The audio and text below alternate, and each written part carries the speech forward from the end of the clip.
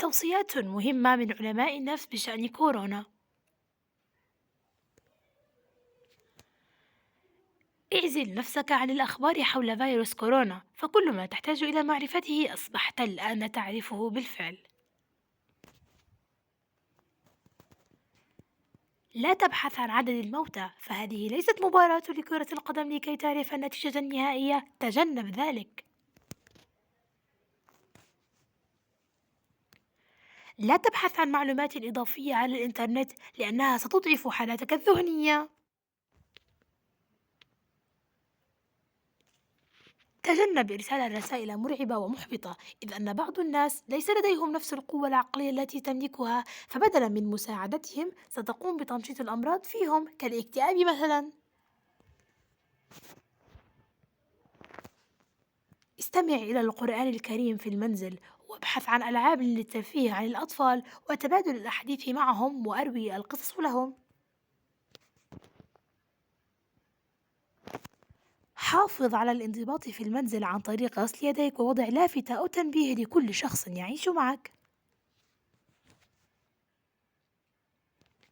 سيساعد مزاجك الإيجابي على حماية جهازك المناعي، في حين ثبت أن الأفكار السلبية تضعف جهازك المناعي وتجعله عاجزا عن مقاومة الفيروسات. الأهم من كل ذلك أن تؤمن إيمانا راسخا بأن هذا الوباء سوف يمر وسنكون جميعا في أمان. كن إيجابيا، كن آمنا. لا تحاول أن تكون في الصدارة بقدر محاولتك أن تكون ذا قيمة، فمن كان ذو قيمة حاز على الصدارة حتى وإن تأخر.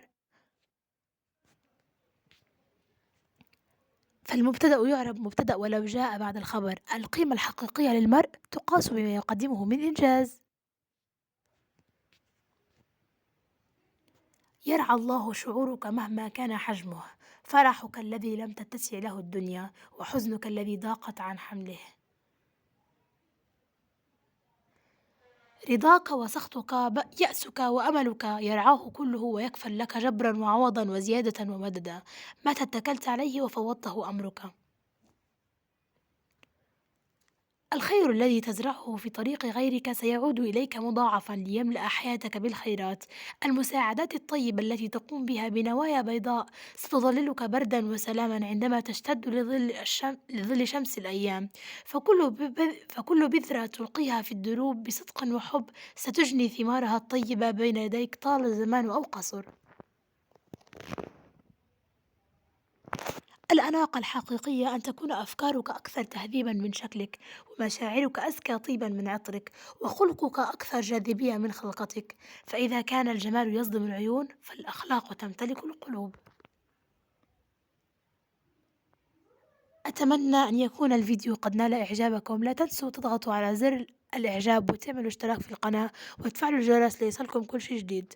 دمتم في حفظ الرحمن.